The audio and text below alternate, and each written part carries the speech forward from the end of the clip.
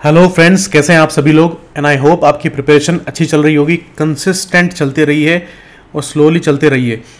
हम बात कर रहे थे इंडियन पॉलिटी के चैप्टर वाइज एमसीक्यूज़ की, और एमसीक्यूज़ के थ्रू हम हिस्टोरिकल बैकग्राउंड जो था इंडियन कॉन्स्टिट्यूशनल फ्रेमवर्क का वो हम डिस्कस कर रहे थे।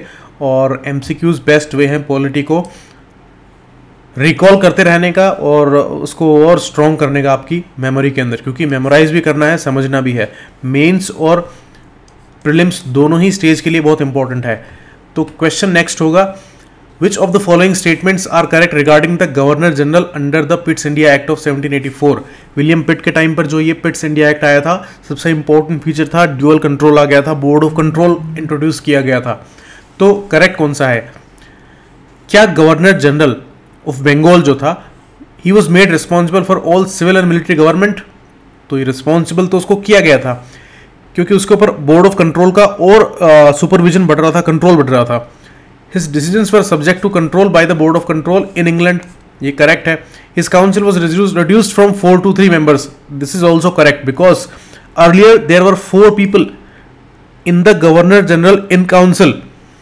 अभी 4 से 3 कर दिया गया था, and one more condition was attached to it कि इन 3 में से आउट ऑफ दीज 3 एक होगा वो कमांडर इन चीफ होगा, जो कि ब्रिटिश आर्मी का होगा इंडिया में, कमांडर इन चीफ। तो ये तीनों ही चीज ठीक है। डी इसका आंसर है 1, 2 और 3। ओवरऑल सुपरविजन जो था वो बोर्ड ऑफ कंट्रोल का इस पे था। तो इनडायरेक्टली किसका हो गया? ब्रिटिश गवर्नमेंट का हो गया, ब्रिटिश पार्लियामेंट का हो गया। नेक्स्ट है, best describes the constitutional importance. देखिए, legislative importance, constitutional importance, commercial importance, इस तरह से अलग अलग एंगल हो सकते हैं एक ही इंपॉर्टेंट फैक्ट के। और जब हम हिस्टोरिकल सिग्निफिकेंस देखते हैं और टाइमलाइन देखते हैं, तो ये चीज़ें हिस्ट्री पॉलिटी इनमें बहुत ज़्यादा इंपॉर्टेंट हैं, खासकर मेंस की राइटिंग के लिए। प्रीलिम्स के लिए फैक्ट तो इंपॉर्टेंट है ही है, और आजकल प्रीलिम्स के ऑप्शन भी इस तरह के होते हैं कि आपको मेंस के हिसाब से आपने पढ़ा है कि नहीं पढ़ा है, चीज़ों को समझ समझ के और कनेक्ट करते हुए समझ समझ के, लॉजिकली नहीं पढ़ा है कि नहीं पढ़ा है, ये देखते हैं प्रीलिम्स के ऑप्शंस में भी, क्योंकि टफ किया जा रहा है लेवल को। तो स्टेटमेंट दे के पूछते हैं कौन सा सही है, कौन सा गलत है, कौन से सही है, कौन से गलत है, इस तरह से। तो क्या इसने पार्लियामेंट्री कंट्रोल का एक शुरुआत किया था इंडियन अफेयर्स में इस एक्ट ने? नेक्स्ट, क्या फेडरल स्ट्रक्चर इसने दिया था? क्या ब्रिटिश क्राउन के डायरेक्टली रिस्पॉन्सिबल हो गया था इंडिया का एडमिनिस्ट्रेशन? और क्या फर्स्ट रिप्रेजेंटेटिव असेंबली इंडिया में लाई गई थी इसके द्वारा? तो देखो, पार्लियामेंट्री कंट्रोल जो था उसका बिगिनिंग तो एक तरह से हुआ ही था इसमें। बोर्ड ऑफ कंट्रोल जब इंट्रोड्यूस हुआ तो ये इंपॉर्टेंट चीज़ थी। एक से ज़्यादा ऑप्शन भी कई बार करेक्ट लगते हैं, लेकिन हमेशा बेस्ट हमें चूज करना होता जब इस तरह से 4 ऑप्शन ही दिए हुए हों, स्टेटमेंट नहीं हो।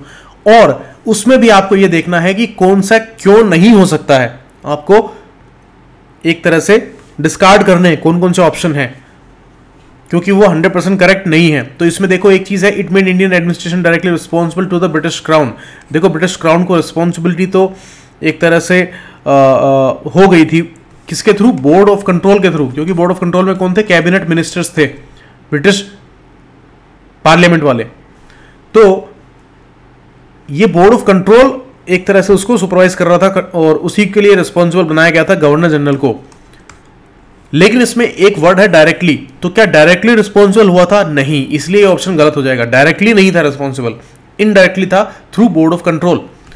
रिप्रेजेंटेटिव असेंबली ऐसा कुछ नहीं दिया था, ना ही फेडरल स्ट्रक्चर इस एक्ट ने दिया था इंडिया को। फेडरल स्ट्रक्चर आपको पता ही होगा, जैसे यूएस में 50 स्टेट्स होते हैं और एक गवर्नमेंट फेडरल गवर्नमेंट होती है, क्योंकि फेडरेशन है बहुत सारे स्टेट्स का, सब अपने अपने एंटिटी है लेकिन यूनिफाइड है सारे, तो वो फेडरल स्ट्रक्चर होता है। ऐसा इसने नहीं दिया था, तो इसका आंसर होगा ए, पार्लियामेंट्री कंट्रोल जो है बोर्ड ऑफ कंट्रोल के थ्रू आ गया था। नेक्स्ट है, according to the Pitt's India Act of 1784 the territories under East India Company were for the first time termed.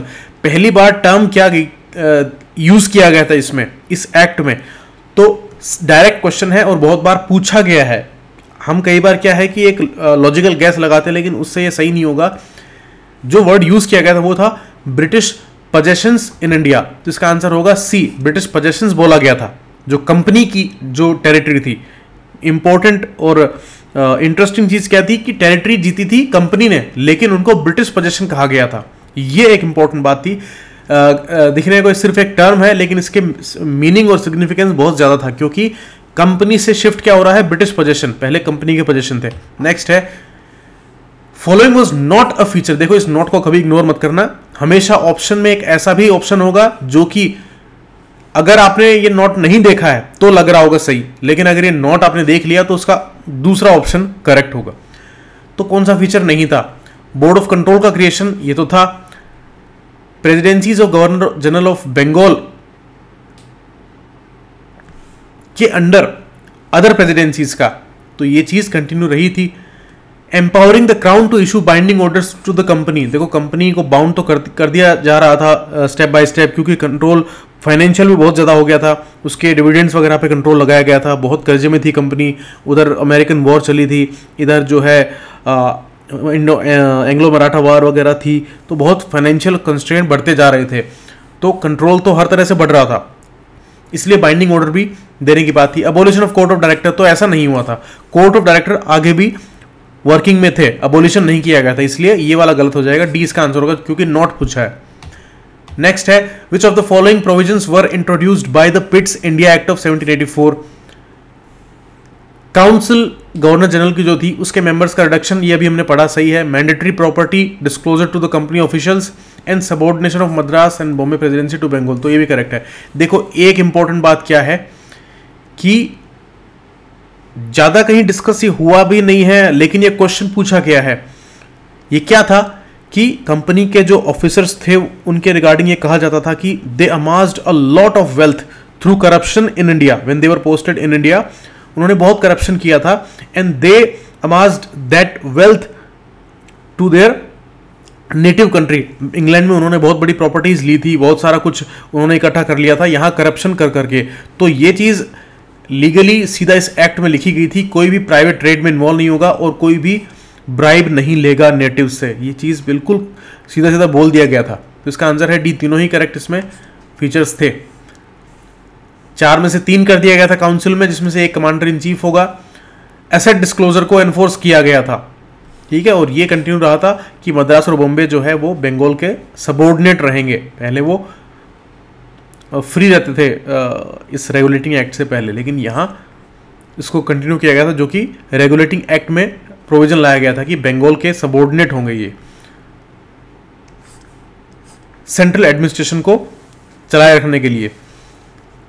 ये देखो ऑफिस अज्यूम करने से 2 महीने के अंदर अंदर उनको अपना प्रॉपर्टी को डिक्लेयर करना था कि क्या प्रॉपर्टी उनके पास में थी। Next declaratory act of 1786। देखो एक तो 1781 में आया था, ठीक है, और उसके 5 साल बाद 1786 में ये डिक्लेरेटरी एक्ट आया। मतलब कि इसमें कुछ डिक्लेरेशन था, और ये इस तरह के जो भी डिक्लेरेटरी एक्ट थे वो वही थे कि पहले एक इंपॉर्टेंट एक्ट आया और उसकी कुछ चीज़ों को क्लैरिफाई करने के लिए ये लाया गया। तो ये 86 वाला किस लिए लाया गया?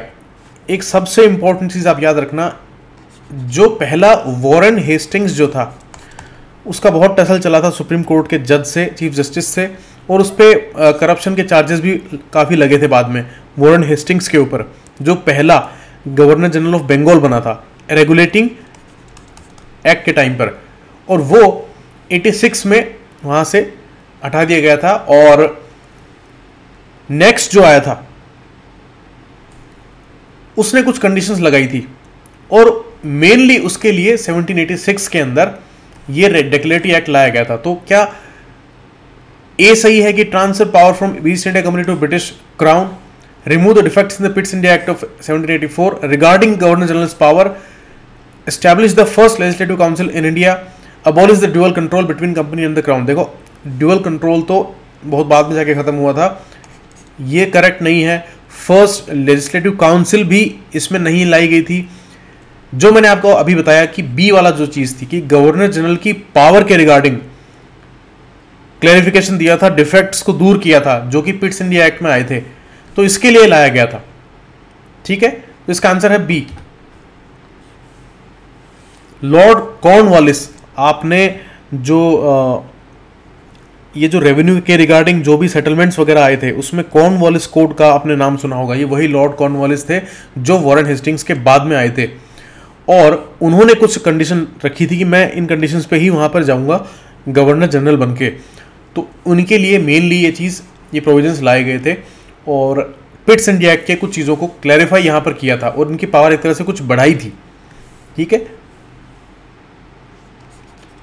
एक इंपॉर्टेंट बात क्या थी जो आपको याद रखनी है, कॉर्नवालिस को गवर्नर जनरल ऑफ बंगाल और कमांडर इन चीफ दोनों एक तरह से पोस्ट दी गई थी।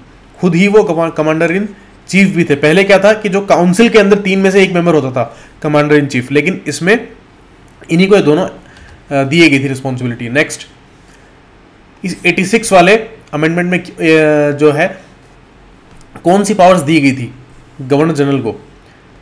पहला, power to override the majority decision of his council in special cases, authority to hold the office for commander in chief simultaneously, power to recall members of the board of control. देखो, board of control तो उसको control करता था governor general को, तो उसके members को recall करने का पावर क्या उसके पास था, देखते हैं। ऑप्शन है फर्स्ट एंड सेकंड, जो अभी हमने डिस्कस किए हैं, कि उसकी पावर एक तरह से बढ़ाई गई थी, और वो क्या थी? मेनली ये था कि कुछ स्पेशल केसेस के अंदर जो काउंसिल मेजोरिटी, क्योंकि काउंसिल उसकी हेल्प के लिए थी, 3 लोग थे, उनके डिसीजंस को भी वो ओवरराइड कर सकता था। ये एक इंपॉर्टेंट बात उसने डिमांड करी थी और वो उसको दी गई थी। और कमांडर इन चीफ जो मैंने अभी बताया कि वही रोल भी उसको ही दे दिया गया था। तो ये दोनों बातें करेक्ट हैं। आंसर इसका है बी, 1 और 2। थर्ड वाला गलत था। मैंने बताया कि बोर्ड ऑफ कंट्रोल तो उसको सुपरवाइज करता था, तो उसके मेंबर्स को रिकॉल करने का पावर उसको क्यों दिया जाएगा? वो तो उससे बड़ी अथॉरिटी थी। तो आंसर इसका बी है। उसको लेस डिपेंडेंट बनाया गया था मेजोरिटी के डिसीजंस के ऊपर, क्योंकि जो काउंसिल जो थे वो 3 थे नंबर में, वो 1 था, लेकिन वो मेजोरिटी में जो भी डिसीजन ले लेकिन स्पेशल केसेस के नाम से वो उनको ओवरराइड भी कर सकता था उनके डिसीजन को। तो एक तरह से जब कॉर्नवालिस आया तो कॉर्नवालिस की पावर बढ़ाई गई थी। नेक्स्ट है, इस 1786 वाले अमेंडमेंट एक्ट के अंदर ही गवर्नर जनरल की जो काउंसिल थी, अभी उसके रिगार्डिंग बात है, क्या उसने ऑल लेजिस्लेटिव अथॉरिटी को लूज कर दिया था? Lost, could still advise the governor general but he could act contrary to their opinion, became subordinate to the board of control in London, was expanded to 5 members। तो देखो सीधी सी बात है, अभी हमने देखा कि करेक्ट क्या है। करेक्ट है कि पावर जब उसकी बढ़ाई गई थी गवर्नर जनरल ऑफ बंगाल की, कॉर्नवालिस की, तो सारी लेजिस्लेटिव अथॉरिटी को लूज करना ऐसी तो कोई बात इसमें आई नहीं थी। ये मेन चीज वही थी बी, कि ओवरराइड कर सकता था स्पेशल केसेस के अंदर, मतलब कि काउंसिल जो भी डिसीजन देगी उसके कॉन्ट्रेरी भी वो जा सकता था स्पेशल केस के नाम से। तो 20 का आंसर होगा। नेक्स्ट है, 1793 का charter act was pass to, किस लिए पास किया गया था? देखो, चार्टर एक्ट आ गया था इसके बाद में, इससे पहले रेगुलेटिंग एक्ट आए थे, फिर ये पिट्स इंडिया एक्ट आया और फिर ये चार्टर एक्ट। एक चार्टर आपको याद होगा 1600 में क्वीन ने दिया था, जिसके बाद में 1608 में company east India company exclusive trade का राइट्स लेकर इंडिया में आए थे। अब ये चार्टर एक्ट ऑफ 1793 था। ये मेनली किस लिए पास किया गया था? क्या ब्रिटिश क्राउन को कंपनी के पावर्स ट्रांसफर करने के लिए, कंपनी का चार्टर 20 साल के लिए और एक्सटेंड करने के लिए, और उसमें क्या सर्टेन मॉडिफिकेशन किए गए थे, ड्यूअल सिस्टम को अबॉलिश करने के लिए, या रिप्रेजेंटेटिव गवर्नमेंट को इंट्रोड्यूस करने के लिए? तो इंपॉर्टेंट बात ये थी, सबसे बात मेन यही थी कि कुछ मॉडिफिकेशन के साथ में 20 साल के लिए चार्टर ने एक्सटेंड कर दिया था ईस्ट इंडिया कंपनी का। तो इसका आंसर बी है। अनदर 20 ईयर्स के लिए रूल कंटिन्यू करने की बात कही गई थी और ट्रेड की मोनोपोली भी कंटिन्यू की गई थी। जो ड्यूअल कंट्रोल पिट्स इंडिया एक्ट से आया था वो आगे कंटिन्यू रहा था और कोई मेजर स्ट्रक्चरल चेंजेस नहीं इसमें आए थे। ठीक है, नेक्स्ट है, इस 1793 के चार्टर एक्ट में गवर्नर जनरल ऑफ बंगाल, देखो बार बार वर्ड यूज कर रहा हूं, बंगाल, इंडिया कहीं यूज नहीं किया है, ध्यान रखना, ये बाद में जाके हुआ था 1833 में। इस 1793 में क्या अदर प्रेसिडेंसीज के ऊपर कंट्रोल लूज किया था गवर्नर जनरल ऑफ बंगाल ने? क्या वो कोर्ट ऑफ डायरेक्टर्स के सबऑर्डिनेट उसको बना दिया गया था? स्पेशल केसेस के अंदर क्या उसकी पावर को ओवरराइड करने के लिए, काउंसिल के डिसीजंस को ओवरराइड करने का पावर उसको दिया गया था? तो वो तो अमेंडिंग एक्ट में आया था। और was required to consult the board of control before all decisions. देखो सारी चीज़ें जो हैं वो एकदम 100% क्लियर आप बोल नहीं सकते अगर आपने पढ़ा नहीं है तो इसका आंसर क्या है? सी। इसने जो ओवर रूल करने का जो पावर जो था, जो कि अमेंडिंग एक्ट में आया था, जो कहा गया था कॉर्नवालिस को, उसको एक तरह से लीगल अथॉरिटी दी थी, क्योंकि ये एक एक्ट था, चार्टर एक्ट था। तो 1786 में जो डिक्लेरेटरी एक्ट आया या फिर अमेंडिंग एक्ट बोल सकते हैं वो आया था, वो तो पिट्स इंडिया एक्ट के डिफेक्ट्स को दूर करने के लिए आया था, लेकिन इसमें जो बात शुरू की गई थी ओवरराइड करने की जो पावर जो थी गवर्नर जनरल ऑफ बंगाल की, उसको एक तरह से लीगलाइज किया था। ठीक है, ये जो डी है देखो इसमें ऑल वर्ड का यूज किया गया, मतलब एक्सट्रीम बात हो गई। तो एक्सट्रीम बात जब भी आता है हमें 2 बार पढ़ना हमेशा। तो ऐसा एक्सट्रीम बात इसमें नहीं कही गई थी कि सभी डिसीजंस के अंदर, ऑल डिसीजंस के अंदर उसको कंसल्ट करना था, ये बात सही नहीं थी। सुपरवाइज कर रहा था बोर्ड ऑफ कंट्रोल, लेकिन सभी चीज़ों के अंदर उसको डिस्कस करना ज़रूरी नहीं था। और कोर्ट ऑफ डायरेक्टर्स के सबॉर्डिनेट किया गया था, तो ये बात तो जो है कहीं भी एक्सक्लूसिवली लिखी नहीं गई है। वो पहले से ही कोर्ट ऑफ डायरेक्टर्स कंपनी के थे जो कॉमर्शियल चीज़ों को देखते थे, कॉमर्शियल अफेयर्स को कंपनी के वो देखते थे, अपॉइंट भी करते थे। Loss control over other presidencies, ऐसा नहीं था, कंट्रोल आगे भी रहा था, क्योंकि सेंट्रल बनाना था उनको, कंट्रोल एक जगह से करना था, वो बंगाल से हो रहा था, चाहे वो मद्रास हो चाहे बॉम्बे हो। नेक्स्ट है कौन सा इनकरेक्ट है? देखो इसमें इनकरेक्ट पूछा है, ये फिर मैं आपको कह रहा हूं ध्यान रखना है, जहां नॉट आया या इनकरेक्ट वर्ड आ गया मतलब कि ऑप्शन ही दूसरा होगा। अगर आपने उसको करेक्ट पढ़ लिया जल्दी जल्दी में तो वो ऑप्शन भी इसमें जरूर से दिया हुआ होता है, इसका आपको ध्यान रखना है। Governor general and the governors were empowered to make regulations. Regulations passed by Governor General Council required royal assent. The act extended the company's monopoly of trade for 20 years. The act allowed Indian natives to serve in higher administrative post. देखो इसमें हमें incorrect बताना है, that means कि 3 चीजें लगभग सही होंगी, 100% हो सकता ना हो, लेकिन अपने को चुनना क्या है? इनकरेक्ट चुनना है। इसका आंसर क्या है? डी। क्योंकि देखो इंडियंस को अलाउ करने की बात है, वो थोड़ी थोड़ी स्टार्ट होने लगी थी, लेकिन हायर एडमिनिस्ट्रेटिव पोस्ट के ऊपर सर्व करना ये तो एकदम से कहीं से भी बात आई ही नहीं थी हायर पोस्ट के लिए, क्योंकि हायर पोस्ट पे कौन थे? वो ब्रिटिशर्स ही रहते थे। उन्होंने लोगों को धीरे धीरे नौकरी पर रखना स्टार्ट किया था, लेकिन वो इंडियंस को लोअर पोस्ट पे ही रखते थे, हायर पोस्ट के ऊपर नहीं जाने देते थे। तो रेगुलेशंस पास करते ही थे, चाहे वो प्रेसिडेंसीज के गवर्नर्स हो, चाहे गवर्नर जनरल ऑफ बंगाल हो, और रॉयल असेंट की ज़रूरत पड़ती ही थी काउंसिल को रेगुलेशंस पास करने के लिए, और मोनोपोली को 20 साल के लिए बढ़ा दिया गया था, ये भी हमने पढ़ा है। तो इसका आंसर है डी, क्योंकि इंडियंस को 1833 में जाके चीज़ आगे इसकी बात की शुरुआत हुई थी, जब उन्होंने ICS इंडियन सिविल सर्विसेज की बात करना स्टार्ट किया था। नेक्स्ट,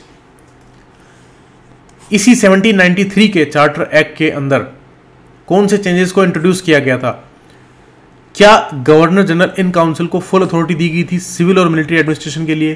क्या कंपनी की ट्रेड मोनोपोली इंडिया में अबॉलिश कर दी गई थी? Salaries of governor general and other officials were to be paid out of Indian revenues. देखो ये हमने एक नया पॉइंट इसमें पढ़ा है। अभी तक हमने देखो आपको ये लग रहा होगा कि बहुत सारे क्वेश्चंस एक जैसे लग रहे हैं, लेकिन हमेशा उनका एंगल अलग अलग है। मेरा मोटिव ये है कि एग्जाम में जब आप प्रीलिम्स का पेपर उठाओ और उसको पढ़ो तो आपको ये ना हो कि आपकी तैयारी कहीं ना कहीं अधूरी रह गई हो, अलग अलग एंगल से आपने एक फैक्ट को नहीं पढ़ा हो। इसलिए मैंने बहुत सारे क्वेश्चन एक ही इश्यू के ऊपर भी बनाए हैं। तो इस क्वेश्चन का आंसर क्या है? B, first and third. ये मोनोपोली अबोलिश नहीं की गई थी, एक्सटेंड कर दी गई थी 20 साल के लिए, आपको पता है। तो काउंसिल को फुल अथॉरिटी थी सिविल और मिलिट्री एडमिनिस्ट्रेशन के ऊपर, ये बात करेक्ट है। सुपरविजन तो बोर्ड ऑफ कंट्रोल का था ही, लेकिन अथॉरिटी उनकी रही। दूसरी सबसे इंपॉर्टेंट चीज क्या थी? इसमें यह लिखा गया था चार्टर एक्ट में कि जो भी कंपनी है उसके जो एम्प्लॉय हैं या वहां पर जो बोर्ड ऑफ कंट्रोल में जो लोग बैठे हैं उनकी सैलरी इंडियन रेवेन्यू में से दी जाएगी। रेवेन्यू कौन कलेक्ट करता था? ईस्ट इंडिया कंपनी, दीवानी राइट्स उसको मिले थे, तो इंडिया से जो रेवेन्यू कंपनी कमा रही थी उसी से सबकी सैलरी जाएगी, ये इन्होंने कर दिया था। तो जो इंग्लैंड में भी लोग बैठे थे जो इस कंपनी को मैनेज कर रहे थे और जो बोर्ड ऑफ कंट्रोल में बैठे थे, उनकी भी सैलरी इंडियन रेवेन्यू से जाने लगी थी। ये बहुत ही इकोनॉमिक ट्रबल जो था वो इंडिया के ऊपर एक तरह से लादा गया था, और जो ईस्ट इंडिया कंपनी के थ्रू लादा गया था। इस एक्ट ने ऑथोराइज कर दिया था कि ये रेवेन्यू और ये जो सैलरी है जो है गवर्नर जनरल, गवर्नर्स और कंपनी सर्वेंट्स की, ये सारी इंडियन रेवेन्यू में से दी जाएगी। तो अल्टीमेटली क्या हुआ, उनके ऊपर प्रेशर आया कि इंडिया के रेवेन्यूज बढ़ाओ, तो इंडिया के लोगों पर अत्याचार बढ़ाओ। Next, charter act of 1793 authorise किया था इसने गवर्नर जनरल और इस काउंसिल को, किसके लिए? Law subject to board of control's approval only, rules regulation without requiring parliament sanction, military treaties with Indian princes independently, judicial appointments in all presidencies. तो इस कौन सी वाली चीज के लिए ऑथोराइज किया था? इसका आंसर है act gave legislative authority to governor general and council to make rules and regulation for the administration without prior parliament's approval. कि ये इन्होंने कहा कि पार्लियामेंट की सैंक्शन आपको पहले से, प्रायर सैंक्शन जो है वो नहीं लेनी है। रूल्स एंड रेगुलेशन, क्योंकि यहां पर सिर्फ रूल्स एंड रेगुलेशन की बात की गई है। जुडिशियल अपॉइंटमेंट जो प्रेसिडेंसीज में थे वो नहीं कर सकते थे, ना ही वो इंडिपेंडेंटली इंडियन प्रिंसेस के साथ में मिलिट्री ट्रीटी कर सकते थे। ये बात चार्टर एक्ट के कंटेक्स्ट में पूछी गई है। तो इसने क्या ऑथोराइज किया, ये आपको बताना है। इसका आंसर है बी। नेक्स्ट है 1813। देखो इसके जस्ट 20 साल बाद में, 1793 से 20 जोड़ेंगे तो, क्योंकि 20 साल के लिए एक्सटेंड किया था, तो 1813 में नया चार्टर एक्ट आ गया। प्राइमरीली पास टू, किसके लिए पास किया गया था 1813 वाला? बहुत इंपॉर्टेंट ये था चार्टर एक्ट। 93 से भी ज़्यादा ये लाइमलाइट में क्यों रहा था? क्योंकि इसमें बहुत इंपॉर्टेंट चीज़ आई थी, वो हम देखेंगे आगे क्या आया था। पहला, transfer control of India to British crown and the East India company's monopoly over Indian trade except with China and free trade, introduce local self government in India, establish supreme court in all presidencies.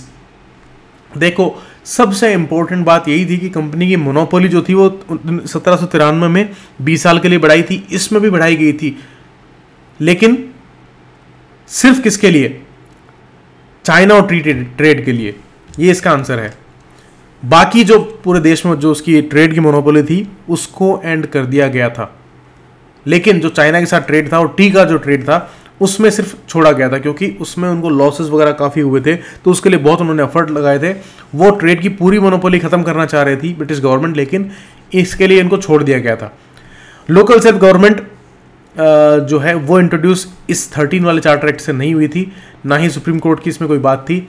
और ये जो पहला जो issue बार बार हर question में ये option आ रहा है, ये बार बार इसलिए डाला गया है ताकि आपको ये चीज़ रिकॉल रहे दिमाग में कि मेन चेंज किस तरह से हो रहा है। जैसे बोर्ड ऑफ कंट्रोल आया, ड्यूअल गवर्नमेंट की, ड्यूअल कंट्रोल की जहाँ बात आई, उसके बाद में गवर्नर जनरल की काउंसिल में कुछ चेंजेस किए गए थे, फिर उसकी पावर्स जो है उसमें कुछ चेंज किया गया था, ओवरराइड करने की पावर्स वगैरह दी गई थी।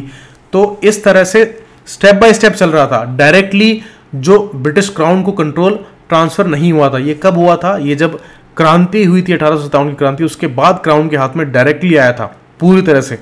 ये आपको ध्यान रखना है। नेक्स्ट है, हाँ एक पॉइंट इंपॉर्टेंट ये था कि 20 साल के लिए चार्टर ने रिन्यू किया था, कंपनी का जो एक्ट ने चार्टर को रिन्यू कर दिया गया था। एडमिनिस्ट्रेटिव कंट्रोल उसका कंटिन्यू किया था, लेकिन ट्रेड की मोनोपोली वो एंड की थी। Next, it allowed Christian missionaries to enter and preach in India. देखो मैं जिसकी बात कर रहा था वो सबसे इंपॉर्टेंट बात यही थी, जिसने इंडिया की आगे जाके हिस्ट्री चेंज की थी। क्रिश्चियन मिशनरीज को अलाउ इसमें किया गया था, और यहाँ पर एजुकेशन की सबसे पहले ऑफिशियली बात हुई थी। कंपनी के कॉमर्शियल प्रिविलेजेस को कंप्लीटली क्या अबॉलिश कर दिया था। देखो प्रिविलेजेस को अबॉलिश करना कंप्लीटली, ये एक्सट्रीम वर्ड आ गया, इसलिए आपको 2 बार पढ़ना है। मैंने आपको हमेशा कहा जहाँ एक्सट्रीम वर्ड आ गया उसको 2 बार देखना है, और पढ़ते टाइम 2 बार पढ़ना है। Transfer the power of the governor general to the crown, फिर वही बात आ गई। It created separate provincial governments in Madras and Bombay. तो देखो इसका जो आंसर है कि इस चार्टर एक्ट 1813 के लिए बेस्ट जो इसमें प्रोविजन लाया गया था, और बेस्ट आंसर इसके लिए क्या होगा, वो यही होगा। सॉरी, ये क्रिश्चियन मिशनरीज का होगा। तो आंसर है ए। ऑफिशियली प्रमोट किया था एजुकेशन को, और रिलीजियस इंस्ट्रक्शंस की बात भी उसमें थी। इंपॉर्टेंट बात ये थी, उनका मोटिव तो ये था कि इंग्लिश एजुकेशन जो है उसको प्रमोट किया जाए। अब देखो इसमें इसको एक्सप्लेन करने के बहुत सारी बातें हैं, बहुत सारे एंगल्स हैं। सच्ची मंशा अंग्रेजों की क्या थी 100% क्या थी या फिर कुछ परसेंटेज तक क्या थी, इसमें भी बहुत सारे ओपिनियन हैं। कुछ ये कहते हैं कि वो आगे इंडिया में जैसे ऑस्ट्रेलिया कॉलोनी बना, साउथ अफ्रीका बना, और ये देशों में जैसे अंग्रेज आगे रूल करते गए थे, तो उनको लगा कि हमारा रूल हमेशा चलेगा, तो आगे जो है हमें ऑफिशियली हेल्प मिलेगी जब इंग्लिश स्पीकिंग वर्कर्स हमारे पास होंगे, ऑफिशियल्स होंगे, तो उसके लिए भी वो प्रमोट करना चाह रहे थे। कुछ अपना कल्चर थोपने वाली बात तो थी ही, और वर्नाकुलर लैंग्वेजेस बहुत सारी थी इंडिया में, तो ये भी एक रीज़न था कि बहुत सारी लैंग्वेजेस थी, इसलिए उनको प्रमोट भी वो कम करना चाहते थे, अपनी इंग्लिश वाली को ज़्यादा करना चाहते थे। तो इंग्लिश लैंग्वेज को और इंग्लिश कल्चर को ज़्यादा प्रमोट ऑब्वियसली वो करना ही चाह रहे थे, तो इसकी बात यहीं से स्टार्ट होती है। नेक्स्ट है, charter act of 1813 is notable for its provisions relating to establishment of central legislature, state responsibility for the promotion of education, recognition of Indian representation in companies board, introduction of the first codified criminal law in India। देखो ये codified criminal law का भी एक important issue था, लेकिन वो इसमें नहीं आया था। इसमें सबसे important बात ये थी, स्टेट की रिस्पॉन्सिबिलिटी एजुकेशन की प्रमोशन के लिए 1 लाख रुपए का बजट दिया गया था इसमें, तो यही सबसे इसका कैरेक्टरिस्टिक था इस 1813 वाले चार्टर एक्ट का। नेक्स्ट, इसी एक्ट में किस चीज को असर्ट किया था, देखो ये वर्ड्स कितने इंपॉर्टेंट है। पिछले क्वेश्चन में आ रहा है कि ये किस लिए लाया गया था, नोटेबल प्रोविजन था, अब असर्ट क्या चीज की गई थी, तो इनमें फर्क है, इसका मतलब आपको पता होना चाहिए कि नोटेबल फीचर ये था जिसपे नोटिस दिया जाना चाहिए, और असर्ट किया था इस एक्ट ने क्या चीज को स्ट्रांगली रखा था, sovereignty of British crown over Indian territories, equality between company and the crown, separation of judiciary from the executive, legislative autonomy of the presidencies. 13 वाले इस चार्टर एक्ट के अंदर इन्होंने एक्सप्लिसिटली ये डिक्लेयर किया था क्राउन की सोवरेनिटी ओवर ब्रिटिश पोजेशंस इन India. देखो वर्ड ब्रिटिश पोजेशंस यूज किया गया था, वो आपने देखा अभी कुछ पिछले 1-2 क्वेश्चन के पहले, लेकिन इसमें एक चीज क्या कही गई थी एक्सप्लिसिटली। अब देखो ये एक ऐसा फैक्ट है जिसको आपको आंख बंद करके एक तरह से दिमाग में बिठा लेना है कि 13 वाला जब इंडिया में एजुकेशन प्रमोशन वाला चार्टर एक्ट आया था, उसमें एक चीज एक्सप्लिसिटली डिक्लेयर की थी कि क्राउन ने अपनी सोवरेनिटी बता दी थी। पहले ब्रिटिश पोजेशन कहा, फिर अब सोवरेनिटी बता दिया कि अल्टीमेट अधिकार हमारा है ब्रिटिश पोजेशंस के ऊपर। और ये ब्रिटिश पोजेशंस पहले जो कि कंपनी के पोजेशन थे, पहले उनको ब्रिटिश पोजेशन कहा, फिर उसके ऊपर सोवरेनिटी का इश्यू इन्होंने डिक्लेयर कर दिया। पहले एक्ट जो थे उसमें इंप्लाई किया था, लेकिन फॉर्मली स्टेट नहीं किया था, कहा नहीं था। अभी इसको फॉर्मली बिल्कुल लिख दिया उन्होंने। अब नेक्स्ट है 1833 वाला। इसको और क्या कहते हैं, देखो सीधा सा क्वेश्चन है, जब भी आप देखो 1833 सेंट हेलिना एक्ट, ये सेंट हेलिना एक आइलैंड है, कहाँ पर है ये भी आपसे क्वेश्चन पूछ सकते हैं। ये आप मुझे कमेंट सेक्शन में बताना कौन से वाले ओशन में है, ये इंडियन ओशन में है, अटलांटिक ओशन में है, या पैसिफिक ओशन में है, कहाँ पर है। लेकिन इससे इसका रिलेशन था क्योंकि उसको क्राउन को शिफ्ट कर दिया गया था, इसलिए इसको सेंट हेलिना एक्ट कहा था 1833 वाले को, चार्टर एक्ट को।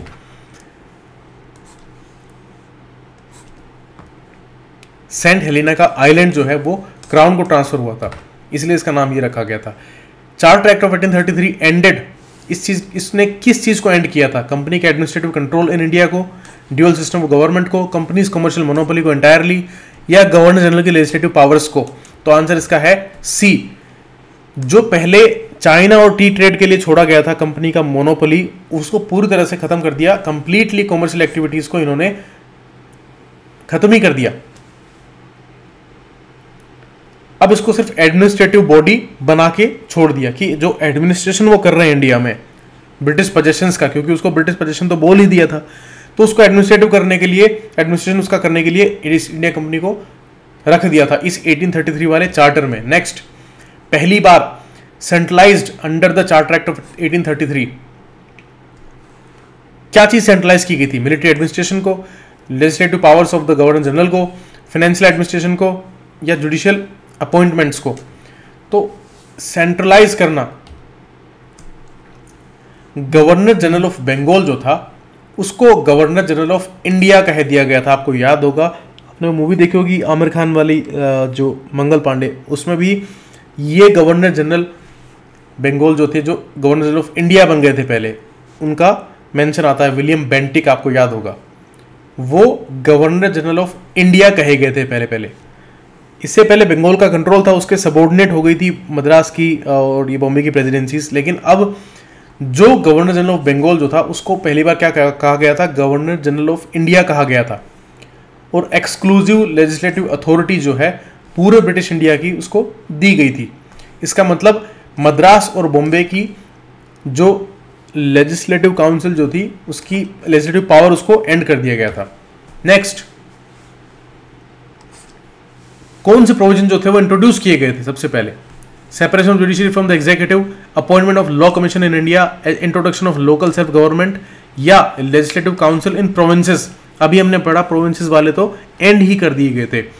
और जुडिशरी और एग्जीक्यूटिव का हमने पढ़ा था लास्ट लेक्चर में कि वो तो बहुत पहले रेगुलेटिंग एक्ट में ही आ गया था, सेपरेशन जुडिशरी का एग्जीक्यूटिव से। लॉ कमीशन, अब इशू है लॉ कमीशन का। लॉर्ड मैकुले कमिटी आई थी, उसने चेयर किया था 1834 में, और उसने ये लॉ कमीशन बनाया था और उसी से ही ये लॉ कोडिफाई हुए थे। तो जो लॉ कोडिफाई करने वाली बात थी वो इस चार्टर में आई थी 1833 वाले में। सबसे पहले आइडिया क्या इंट्रोड्यूस हुआ इस चार्टर एक्ट 33 में? Representation of Indians in legislature, opening civil services to all irrespective of race और रिलीजन, सेपरेशन ऑफ पावर और trial by jury in criminal cases. देखो इंट्रोड्यूस क्या किया, अब क्या इंट्रोड्यूस कर रहे हैं, क्या कोई प्रोविजन है? नहीं, आइडिया की बात है। तो इंपॉर्टेंट बात यह थी कि इसमें बात शुरू हुई थी कि जो मैंने कहा इंडियन सिविल सर्विस ICS एक मुद्दा था ये, और इसको इंडियंस को भी अलाउ करने के लिए बात शुरू हुई थी, लेकिन ऑफिशियली डिक्लेयर नहीं किया था। इन्होंने ये कहा कि कोई भी person, no person shall be debarred from company's employment on the grounds of religion, place of birth, descent और कलर। मतलब क्योंकि कलर का बड़ा इशू था, अंग्रेज जो थे देवर वाइट, जिनको गोरे कहा कहते थे, और इंडियंस जो थे देवर ब्राउन और डार्कर इन स्किन कलर। तो कलर का एक बड़ा इंपॉर्टेंट इशू था उस टाइम पर, और उसके बेसिस पे ऑब्वियसली बहुत ज़्यादा डिस्क्रिमिनेशन होता था, डिबार किया जाता था। तो ये चीज़ सबसे पहले आई थी, जो कि एक अच्छी चीज़ भी थी, जिसने मेनली ये अपॉर्चुनिटी तो दी ही थी इंडियंस को, मतलब जिसकी बात ही स्टार्ट हुई थी इस चार्टर एक्ट में। लेकिन एक साइकोलॉजिकल बहुत बड़ा इम्पैक्ट था कि डिस्क्रिमिनेशन को दूर किया था इसमें, कि कोई भी इस ग्राउंड पे डिबार नहीं किया जाएगा। तो ये बहुत इंपॉर्टेंट टर्निंग पॉइंट था हिस्ट्री के अंदर, इंडिया की कॉलोनियल हिस्ट्री में। First legal step towards Indian equality in civil services, ended company's monopoly over tea and China trade, completing the process started by charter act of 13। ये देखो, ये बात हमने पहले भी की थी कि जो 13 में स्टार्ट हुआ था कंपनी की मोनोपोली को एंड करने का, वो पूरा ही तरह से खत्म हो गया था इस सेंट हेलेना एक्ट में। नेक्स्ट है centralisation of legislative power under charter act. इसका क्या मतलब था? मद्रास बॉम्बे ने क्या लेजिस्लेटिव इंडिपेंडेंस खो दी थी? गवर्नर जनरल की काउंसिल रिप्रेजेंटेटिव हो गई थी। Parliament directly legislated for India जो वहाँ की थी, क्या वो डायरेक्टली इंडिया के लिए कानून बना रही थी? Local laws required British approval. देखो क्वेश्चन क्या पूछ रहा है कि इस 1333 वाले एक्ट में, सेंट हेलेना एक्ट में सेंट्रलाइजेशन की बात की गई थी, उसका क्या मीनिंग था? लेजिस्लेटिव पावर का सेंट्रलाइजेशन, उसका क्या मीनिंग था स्पेसिफिकली पूछा गया है, क्योंकि सेंट्रलाइजेशन की बात तो हम बहुत पहले से सुनते हुए आ रहे हैं, रेगुलेटिंग एक्ट से ही सुनते हुए आ रहे हैं। लेकिन इसके अंदर इंपॉर्टेंटली स्टेप क्या लिया गया था कि मद्रास और बॉम्बे प्रेसिडेंसी जो थी, उनकी पावर लेजिस्लेशन बनाने की, कानून बनाने की, वो छीन ली गई थी। उन्होंने अपनी इंडिपेंडेंस खो दी थी इसमें, और सारा अथॉरिटी जो थी वो जो गवर्नर जनरल ऑफ इंडिया था और उसकी काउंसिल थी उसमें आ गई थी। Next, which of the following is not a provision of the charter act of 1833? Governor General was given legislative powers for all British India. The act provided for a law commission. It provided for the establishment of Supreme Court at Calcutta. Opened civil services to Indians in principle. देखो, जब हम अगला charter act पढ़ेंगे उसमें main provision था कि ICS को Indians के लिए खोला गया था। लेकिन अगर आपने इसको ध्यान से नहीं पढ़ा, कैजुअली पढ़ लिया दोनों 33 और 53 वालों को, तो ये आप गलत कर सकते हो, डी कर सकते हो। लेकिन डी देखो इसमें क्या स्पेसिफिक लिखा गया है, एक वर्ड जोड़ा गया है, इंडियंस के लिए ओपन किया सिविल सर्विस को इन प्रिंसिपल, सिर्फ इन प्रिंसिपल की बात है, एक्चुअल में बाद में किया था। तो इसमें नॉट पूछा है हमने, तो ये बात सही है, डी ऑप्शन गलत नहीं है, क्योंकि इन प्रिंसिपल ही किया गया था। लॉ कमीशन आया था और सुप्रीम कोर्ट की जहां तक बात है ये बात गलत है, सुप्रीम कोर्ट तो बहुत पहले ही आ गया था। तो इसका आंसर क्या है? सी, नॉट पूछा है। नेक्स्ट है, charter act of 1833 marked a significant change in the structure of government because it abolish the East India company. East India company abolish नहीं हुई थी, ये बात सही नहीं है। ईस्ट इंडिया कंपनी की ट्रेड मोनोपोली एंड हुई थी, एडमिनिस्ट्रेटिव बॉडी वो रही थी। Legislative unity for India establish हुई थी, इसने सेपरेट प्रोविंशियल गवर्नमेंट्स क्रिएट की थी और इसने फेडरल रिप्रेजेंटेशन इंट्रोड्यूस किया था।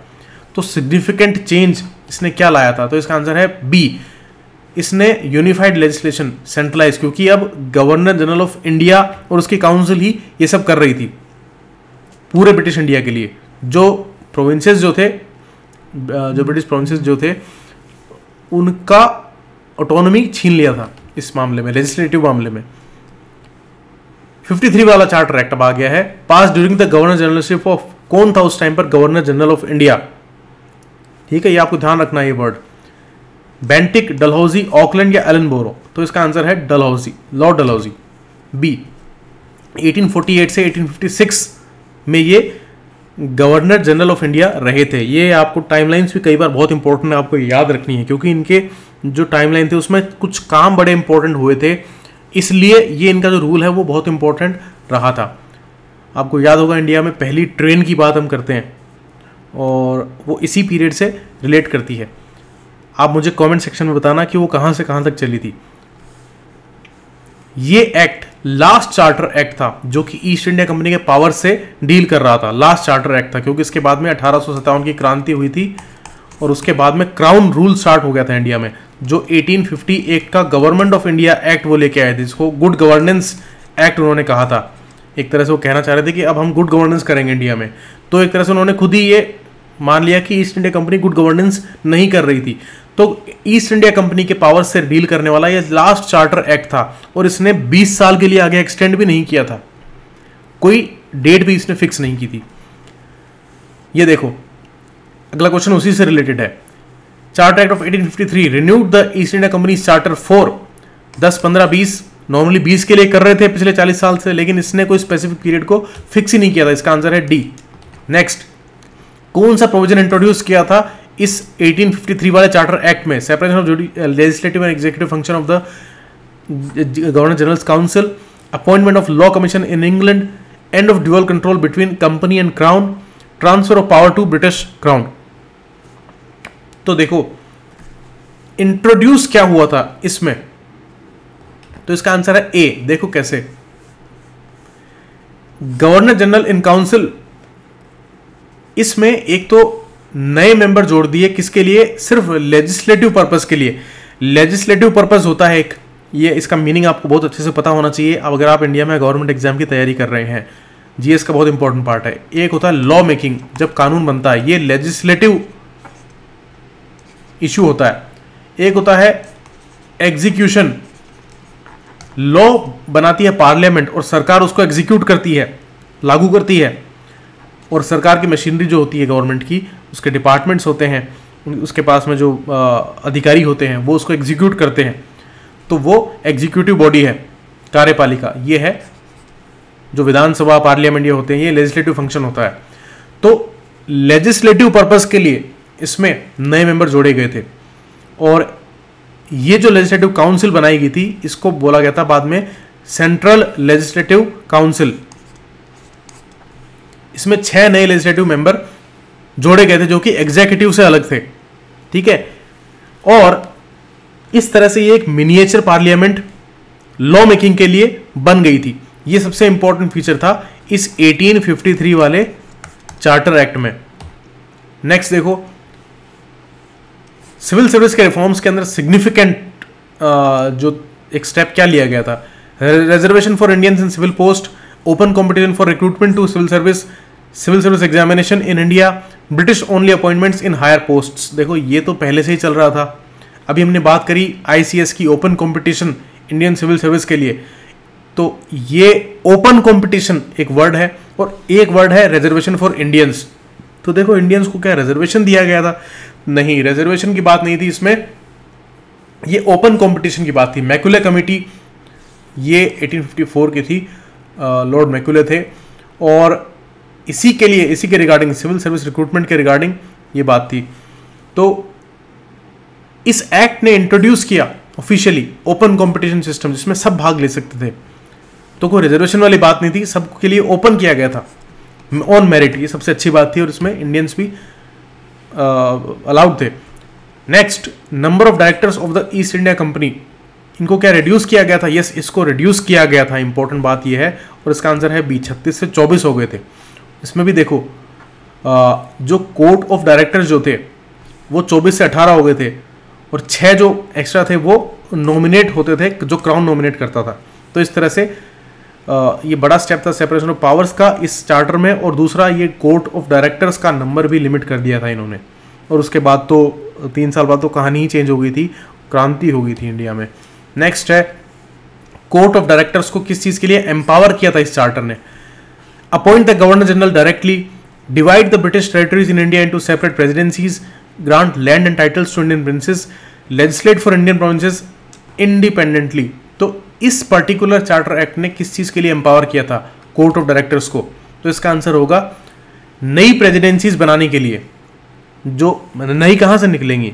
पहले जो बड़ी थी उसमें से तोड़ के अलग बनाई, छोटी बनाई, ठीक है, या 2 पार्ट हो गए। तो इस तरह से नई प्रेसिडेंसीज बनाने का या फिर एग्जिस्टिंग वन को डिवाइड करने का एक तरह से ऑथोराइज कर दिया था। किसको?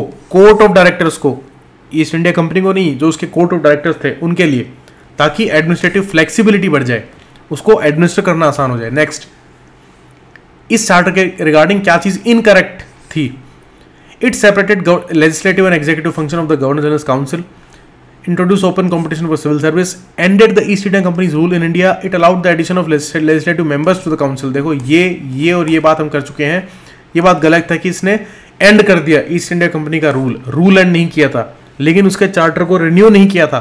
तो रूल एंड करना और चार्टर को रिन्यू नहीं करना ये अलग अलग बातें हैं। तो इसका आंसर है C. Next, government of India act was enacted primarily as consequences of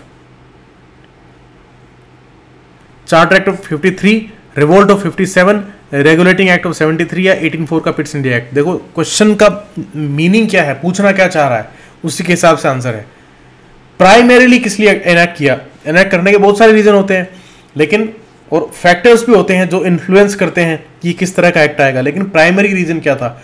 वो था रिवोल्ट ऑफ 1857, जिसने कंपनी के एडमिनिस्ट्रेटिव फेलियर्स को पूरी तरह से एक्सपोज कर दिया था, और ब्रिटिश क्राउन को ये पूरा पावर ट्रांसफर हो गया था। अब जाके देखो ये डायरेक्टली पावर ट्रांसफर हुआ ब्रिटिश क्राउन को। देखो कहां से हो रहा है, किसको हो रहा है, ये भी आपको ध्यान रखना, क्राउन को हुआ था। All powers of governance were transferred from East India Company to British crown, making the start of British Raj in India. Next question है, under the government of India act the office of the governor general of India was replaced bye.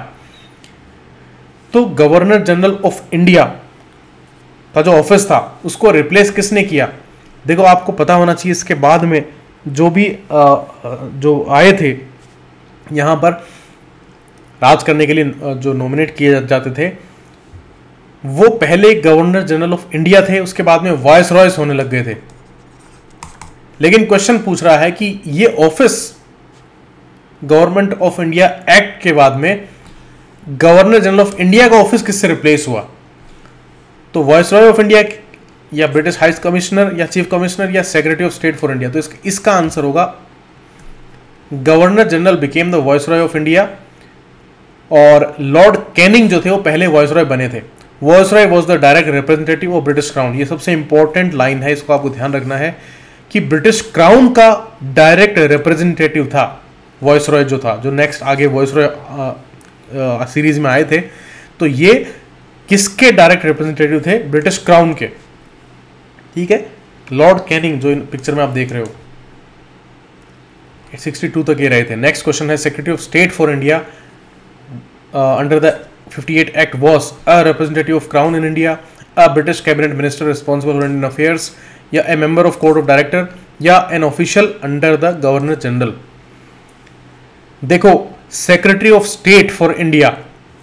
सीधी सी बात है कि जैसे secretary आज भी होते हैं, मिनिस्ट्रीज में होते हैं, सॉरी जो हमारे डिपार्टमेंट्स के होते हैं हमारे देश में, वैसे ही वहाँ पर ब्रिटिश गवर्नमेंट के पास भी थे। तो इंडिया के जो अफेयर्स थे उसके लिए वहाँ पर सेक्रेटरी था, सेक्रेटरी ऑफ स्टेट। और वो क्राउन का रिप्रेजेंटेटिव था। देखो क्राउन का रिप्रेजेंटेटिव किसको बना के भेजते थे? वॉइस रॉय को।